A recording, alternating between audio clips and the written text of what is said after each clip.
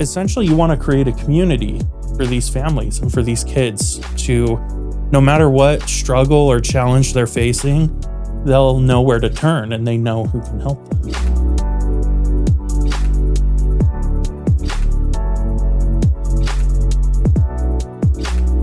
What's up, everybody? Welcome back to another episode of Therapy Unmasked. Today, as always, we're joined by Nick and myself. Hi, everybody.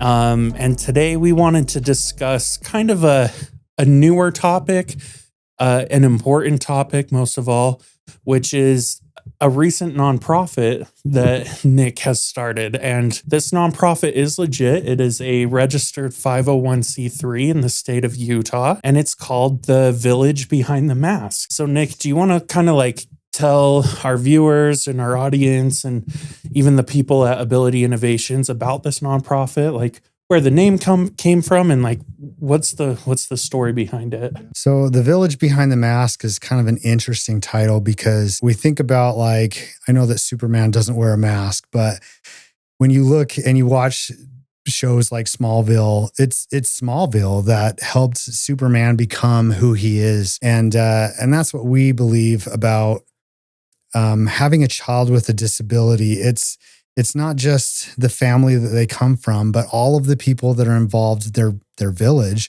all the people that are involved in helping that child become who they need to become. And so we created the Village Behind the Mask to help families when they have a child with a disability, that they can get all of the resources that they need, that there's members in the village that are cognizant and noticing that they're part of that village and they're doing what they can to help support those families and those children with disabilities. The nonprofit is about making those connections, helping different organizations that are part of the village to have what they need and the understanding or the education that they need to really serve those families and those children in the best way possible. I think that's awesome. When I think about your progression career-wise, just as an outsider looking in, I kind of see you go to OT school because you want to help kids and you want to do pediatrics and help kids in these difficult situations. While you're in the school district, you kind of realize that, hey, there's more I could be doing. Maybe the school district isn't the be-all, end-all for therapy for these kids. Yeah, and that's where everything started with the clinic, especially because I was seeing that there was just so much need out there and the school district isn't able to meet it. And then we have great partners like Primary Children's, for example. They have lots of clinics around and they do lots of great work. They've got lots of therapists that are so amazing, but not even they can meet the need that's out there. And we've got other places like ours that are popping up all over Utah. I can probably count on one hand the amount of people that are doing the occupational therapy, physical therapy, and speech, and they're just not able to do enough. And what we found was that as in our journey through building the clinic's Ability Innovations, we were like, hey, there's a lot more that needs to be done. There's a lot of education that needs to go out there. And we were constantly getting requests from other businesses like, hey, can you tell us a little bit more about what you do and why, and help our people understand what is needed out there for these kids. We realized that a lot of the things that we were doing would fit more in a nonprofit because we're giving so much. Even these podcasts and the things that we're doing with the podcast, we're thinking this could really go a lot further if it was a nonprofit that was, in charge of some of these activities that we were doing and really get more service-oriented services out there. That, I guess that's redundant, but having more services out there to meet the needs that are out there than just the therapy that we're doing. I love that progression that you've made to get to that point and your thought process for that as well. Yeah, there's always been a give back component to the clinics, but I feel like we can do even more. I feel like there's a lot more in us. And there's a lot of people that, I've had clients, for example, that are like, hey, I'm trying to get a therapy dog and will you be part of this silent auction or this event that we're having? And I've always felt like we need to do more of those. We need to get more people involved in helping these families and other clinics too. We've reached out to them and we want to just support as many people as we can to help the families because it's more about the families than it is about what we're doing. we wouldn't be around in the clinic, or I wouldn't even have a job if it wasn't for these families that are putting forth so much effort to help their kids succeed. And that's what we want to stay true to. One thing I've noticed since working here has been that it's really difficult for families to get the care that they want to get for their child because of the barrier of insurance companies. And I think that the Village Behind the Mask, the nonprofit, can be a great avenue for these families to get more into group therapy sessions like we did our summer camps, which the nonprofit helped fund a little bit of that. And also like just maybe getting money for grants to help kids that like want a specific service that their insurance is not going to pay for. And maybe the family doesn't have the means to do that. Yeah. So as we seek out like grants and things for the nonprofit, we can push that forward. And not only to the kids that we serve in Ability Innovations, but all the kids in the area, in this community, that if they're going somewhere else, or if they're just doing, some kind of service in a different location with different companies, it doesn't matter for the nonprofit who we're serving, as long as, it fits within our mission. And that is that we can get this funding and push that forward, and we can use that funding to create more services and more education opportunities for those families or for other entities, so that these families do get the best kind of care that they're really seeking. And it's like we've said over and over again, like parents know their kids best. They know what's going to help their kids. And sometimes there is that barrier with the insurance company of, well, the insurance companies have done it this way for so long that it's hard for them to justify certain expenses. And so I do think this will be a great way to bring awareness to the care kids need, as well as help provide that care in whatever means possible. Well, and eventually we would like to be able to reach out to those insurance companies too, and help them truly understand the intricacies that these families are facing when they have a child with a disability. Because I think a lot of insurance companies don't really understand that dynamic that these families have. A lot of insurance companies are going off of the mindset that therapy or services that are similar to therapy are like rehab. Like it's something that has happened, and the kids need to relearn how to do things. And so a lot of times you'll see, for example, on your insurance that they only let you have 20 visits total for the year. And that's a rehab mindset. And if we could get in and talk to insurance companies, even through the nonprofit, and help them understand, like, these are the kinds of things that families are looking for. It's not rehab. It's habilitative services, which means, they're families and children that are learning things for the first time. It's habilitative. And what does that mean? And what kinds of things are they looking for? And if the insurance companies help these families in the initial stages, the early intervention kinds of things, that it'll be saving so much more. As an insurance company, they'll be saving so much more by helping them in the early intervention stage than they would if they had to pay this out long-term for many, many years. And so if we can approach these insurance companies and pull them into the village and help them understand what's going on and how it benefits not just their company, but the families and the communities that they're trying to serve as well, it can be a better service program for all of their beneficiaries as well. So I also wanted to take a moment and just read off the mission that you wrote for the nonprofit, because I think it's like very beautifully put. So this is what Nick put as the mission for his nonprofit. He said, "Our mission is to inspire, empower, and support caregivers, families, communities, and professionals dedicated to children with disabilities by providing essential resources, fostering inclusive environments, advocating for equitable environments, and promoting emotional well-being, education, and innovative solutions to enhance lives and build stronger, more connected villages." And I think that really encompasses the name, The Village Behind the Mask. Essentially, you want to create a community for these families and for these kids to, no matter what struggle or challenge they're facing, they'll know where to turn and they know who can help them. Yeah. And it's not just even creating communities.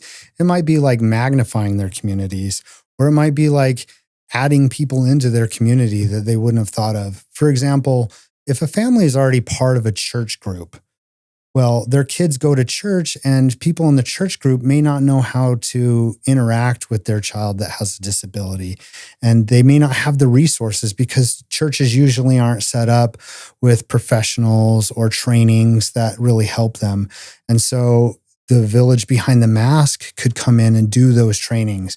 We could take our professionals that we're attached to and send them out and train church groups or police departments, or maybe your kid goes to this certain play group and we could help you have the materials to share with the other moms. Like, hey, my kid might do these kinds of things and they might be kind of alerting to you, but just know that they are this part of their diagnosis and this is what's really going on.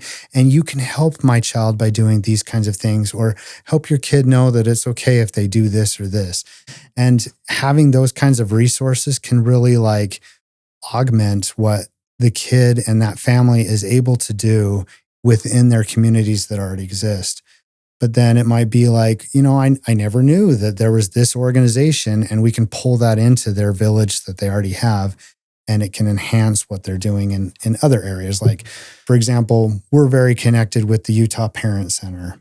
And if families knew more about the Utah Parent Center and what they could do, they could pull those services in, and that can help them when they're in the school district working on IEPs. It could help them as they're looking for more resources like respite care for their kid.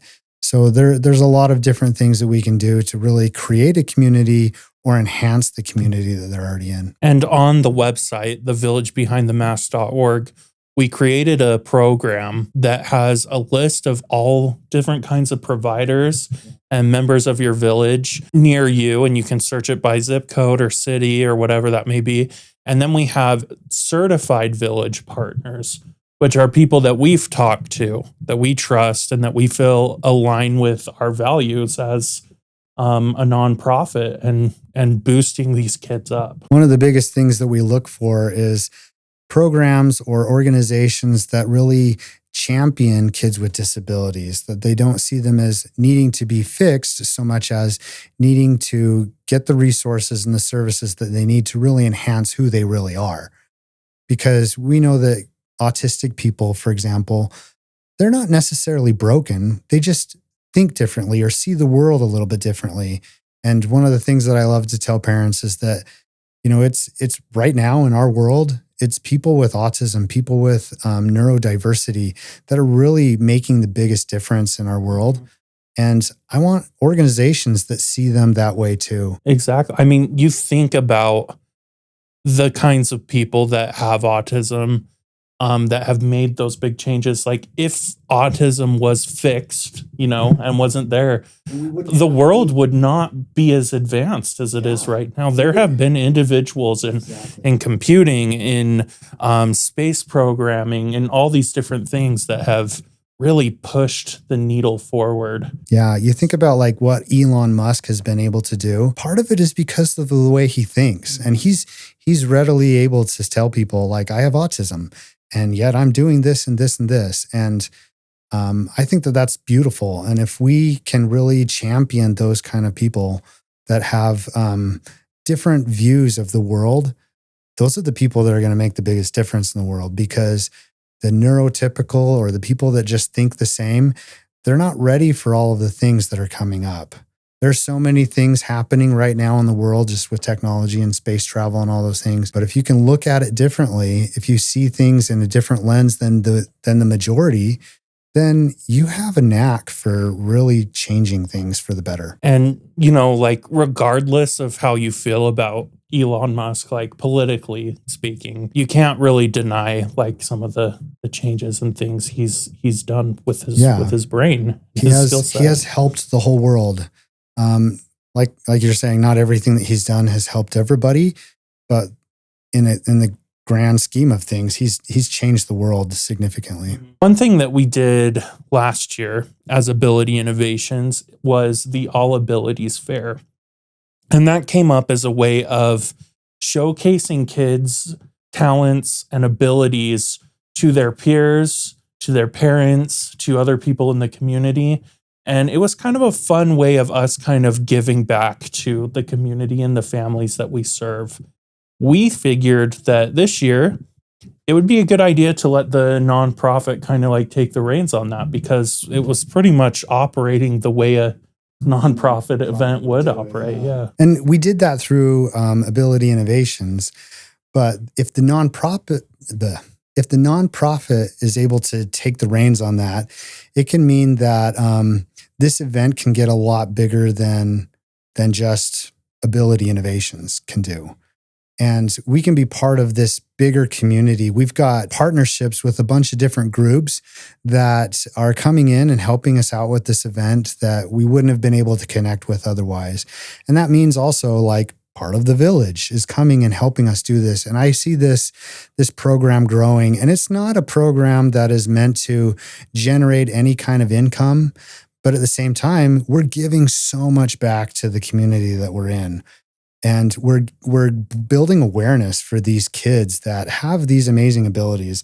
They get to showcase what they're able to do. And so this event is coming up in September on the 12th, and it runs from 12 p.m., which is like noon, to 4 p.m. And it's for kids and people of all abilities to be able to showcase what they've been able to do.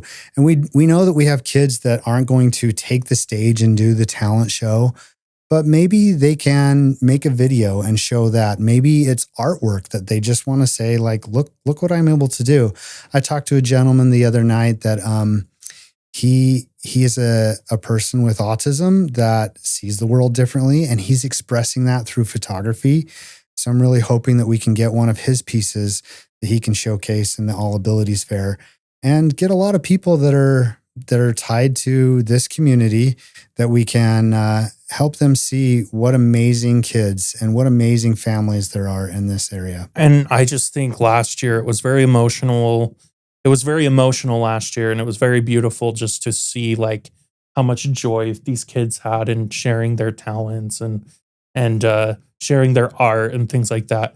I mean, we saw like an 8-year-old kid do stand-up comedy. Like, where else do you see something like that, right? Yeah. Or like, we saw a kid do break dancing to White and Nerdy by Weird Al. Like, it was just, this is the fair that you would see that kind of stuff at. Yeah. And it's awesome. And it's heartwarming. Mm-hmm. And it has the same kind of idea behind it as like Love on the Spectrum, for example, where they bring these people in and it just turns into this heartwarming experience that we can all relate to. Because I heard it put best, like the kids and the families that we serve, they don't have special needs. They have the same needs as everybody else. And that's one of those is to be heard and understood. One of those is to be able to have a voice and to speak up for what they're passionate about, what they really connect with. And you can start to realize that these kids, they just need the love and respect that we all need. They really are just humans trying to show off their superpowers in the world. And when we come together as a community and really help them as a village, we are the village behind their mask. And we can really champion the heroes of tomorrow. So let's pivot a little bit now to talking about some of the resources that the village offers. A big part of Ability Innovations has always been like, yes, we're going to have some paid resources that will help fund certain events and things we do. But we always wanted there to be like free resources for the parents and the communities that we served. And so a really big one is that essentially what we're planning on doing over the next few months is moving the entire Therapy Unmasked courses over to the village. It'll still be called Therapy Unmasked courses, but the funds made from Therapy Unmasked will directly go into the village bank account, which is a 501c3. So that money is going directly towards supporting kids in the disability and autism communities. Right. And that's such a huge movement because, it never was about generating a profit. It was always about being able to give back, and the nonprofit is a way to do that.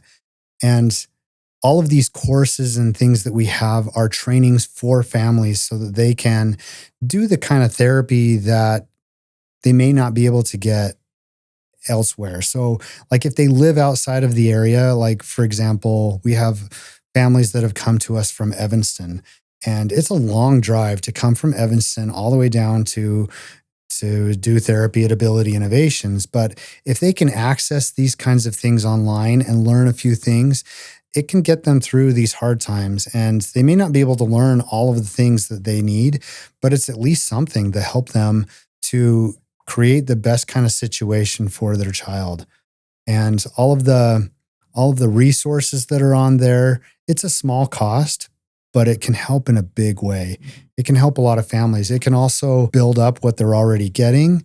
Or if they're in this space where they're like, we want to see what we can do by ourselves and take a break from therapy, it can kind of help facilitate that break and have things that they can do at home and reminders for parents. It's a lot of great trainings. To help kind of like pilot this into the nonprofit, what we've done is right now you can get the Occupational Therapy Unmasked course completely free. All you need to do is just go to the nonprofit website and just create a free account. That way you can be signed up for like getting any of our like announcements or newsletters or like any other free resources we want to give, and updates on events and stuff. So that's all you really have to do is just create that free account, and then you'll have access to that. You'll have access to our entire podcast library, which is going to be on there. And you'll have access to a bunch of free handouts and resources that we've made for events that we've done. Like, for example, we did the Safe Kids event a few weeks ago, and we made a whole handout and flyer about how to help your child overcome stress at school. And that was written by occupational therapists here by at the professionals that know what they're talking about. This isn't just AI generated. Like, it was created by professionals with licenses.